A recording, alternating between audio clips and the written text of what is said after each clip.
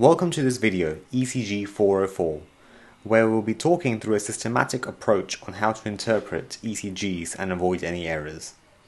To do so, we'll be learning about the position of leads, building a cardiac axis, the different waves found on an ECG, interpreting limb and chest leads, and finally going through common ECGs. So, let's get started.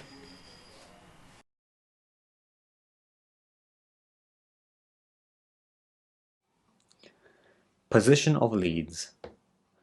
So let's begin this session by discussing which leads go where. In total there are 10 leads. 6 go across the chest, hence we'll call them chest leads, and 4 go onto one limb each, so we'll call them limb leads. We'll start with the chest leads. V1 goes on the right side of the heart. To be precise, it's the fourth intercostal space, right parasternal edge. V2 is symmetrical to V1, but it's placed on the left side, so it's a fourth intercostal space, left sternal edge. V3 we'll come back to. V4 is placed at the apex of the heart, the fifth intercostal space, midclavicular line. And then let's go back to V3, where it's placed between V2 and V4. V5 and V6 are placed parallel to V4 but in different lines. V5 in the anterior axillary line and V6 in the mid-axillary line. Moving on to the limb leads, this is more straightforward, as the leads should be labelled right arm, left leg in abbreviated form. The right leg lead is simply a neutral lead to complete the circuit. Chest leads and limb leads are not only different in their position but also their function. Chest leads are unipolar. They look at electrical current from only one point of view. However, limb leads are unique in that they can act like chest leads and provide a unipolar ECG, providing the leads AVF, AVR and AVL, but can also compare electrical charges between different leads, providing leads 1, 2 and 3. Hence, even though we only place 10 leads, we are able to get 12 lead ECG. Leads 1, 2 and 3 are important because they give us a triangle called Einthoven's triangle. Lead 1 compares the charge across the chest from the right arm to the left arm. Lead 2 and 3 compare the charge down the body. Lead 2 compares the right arm to left leg, and lead 3 the left arm to left leg. Electrical current in the heart flows downwards and towards the left. Hence, leads 1, 2 and 3 should theoretically record a positive charge. Now, what happens if the leads aren't positive? That would mean the cardiac axis has deviated. To learn more about axis deviation, let's begin to think about how you determine the normal cardiac axes. Cardiac axis. To start drawing up the cardiac axis, we're going to begin with Einthoven's triangle.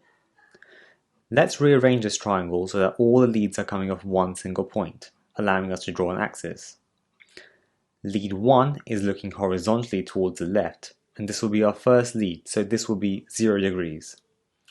Lead 2 is 60 degrees, and lead 3 at 120 degrees. AVF is made from the lead attached to the left leg, hence it's looking at electrical charge inferiorly. We can draw this lead at 90 degrees. AVR is on the right side of the axis at minus 150 degrees, and AVL on the left at minus 30 degrees. There are no leads at minus 90 and minus 180 degrees, but we'll draw them in for completion of the cardiac axis. For a cardiac axis to be normal, it needs to sit in the minus 30 and 90 degrees segment. Anything clockwise to normal between 90 and 180 degrees is a right axis deviation, and anything anti-clockwise to the normal cardiac axis, minus 30 to 90 degrees, is a left axis deviation.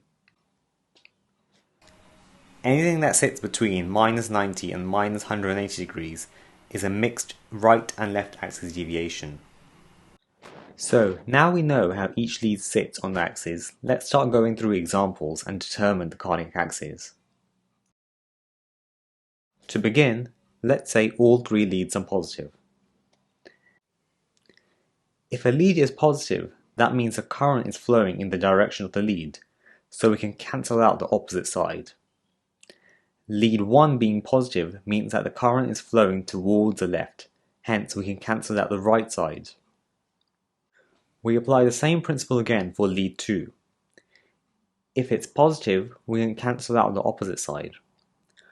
A positive lead 3 means we can cancel out this portion of the axis.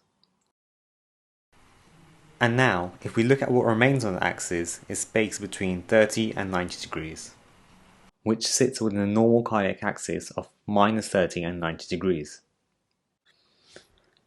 So if lead 1, 2 and 3 are all positive, that's a normal cardiac axis. Moving on to the next example, let's keep leads 2 and 3 positive, but lead 1 negative. So if lead 1 is negative, then we have to cancel out this part of the axis, as electrical current is not flowing in the direction of lead 1. Leads 2 and 3 remain positive, so we cancel out the same part of the axis as in the first example. This means our axis sits in the right axis deviation portion. In the next example, let's have lead 1 positive and leads 2 and 3 negative. Following the same principles, this gives us a cardiac axis sitting between the left axis deviation portion of the axis. For this video, we are just going through 3 examples. Given there's only 3 leads and 2 options, positive or negative, there's limited combinations, which you can go through in your own time.